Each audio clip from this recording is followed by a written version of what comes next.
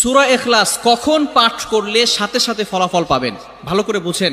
সূরা ইখলাস হচ্ছে পবিত্র কোরআনুল কারীমের ভিতরে ছোট সূরাদের ভিতরে অন্যতম একটি সূরা। তবে ফজিলতের দিক থেকে সূরা ইখলাস হচ্ছে গুরুত্বপূর্ণ ফজিলত, এবং এই সূরাটা এমন একটা সময় আল্লাহ পাক রব্বুল আলামিন নাজিল করে দিয়েছেন যখন আল্লাহ রাসূল সাল্লাল্লাহু আলাইহি ওয়াসাল্লাম দ্বীনের প্রচার করতে লাগলেন।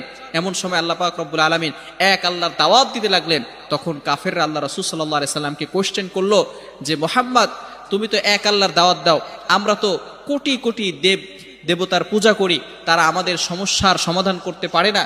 তুমি যে আল্লাহর দাওয়াত দাও সেই আল্লাহ কয়জন এবং সেই আল্লাহর সন্তান আছে কিনা?